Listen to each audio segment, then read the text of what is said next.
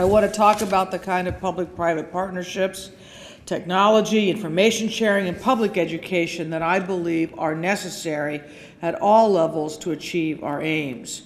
And I want to talk about how our efforts fit into a larger but no less significant challenge, which is protecting our nation's critical infrastructure from a range of threats, whether from terrorist attack, natural disaster, cyber attack, or infectious disease.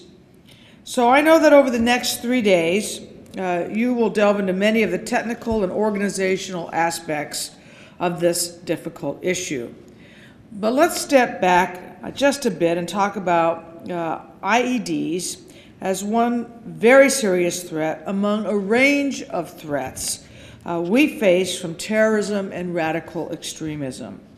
I also want to address how this threat fits within the great need we have to secure the nation's critical infrastructure.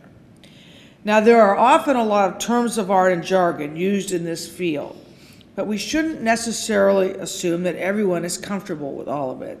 So let's speak in simple terms about what is at stake. We have all seen the horrible toll explosive devices have taken in battle in places like Iraq and Afghanistan. We've witnessed the terror of Oklahoma City, the Madrid and London bombings, to name just a few incidents. But beyond the human, economic, and psychological toll of these horrific events is the effects such attacks can have on our critical infrastructure. Critical infrastructure is defined as something our society depends upon, such that if it were damaged or destroyed, it would have a significant impact on our ability to function. So let me repeat that. Critical infrastructure, defined as something our society depends upon, such that if it were damaged or destroyed, it would have a significant impact on our ability to function. Think of the nation's power grid or banking system, the internet, water treatment facilities, nuclear power plants, transportation, our food supply chain and agriculture. A terrorist attack, or even a natural disaster like a hurricane or earthquake, against or in the vicinity of any of these things can significantly disrupt the functioning of the government, the private sector, and produce cascading effects that go far beyond the physical location of the particular incident. Accordingly, we all have a stake in the protection of these vital assets and key resources. It follows then that all of us have a role and responsibility to do our part in ensuring their resilience, and everyone has a role to play.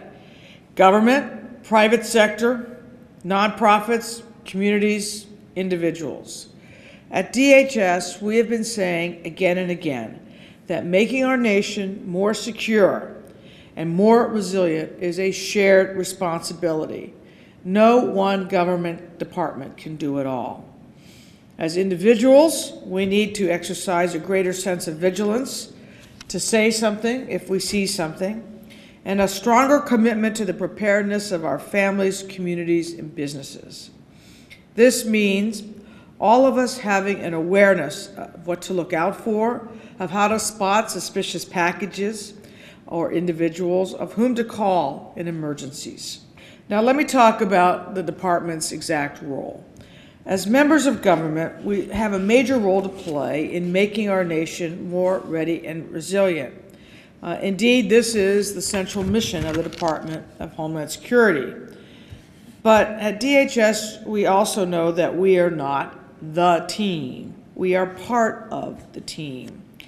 And our private sector, in whose hands the vast majority of the nation's critical infrastructure rests, must play an absolutely critical role as well. This means that government and industry, as well as the many small businesses who may have connections to the 18 critical infrastructure sectors, must work together to build trust and learn from each other.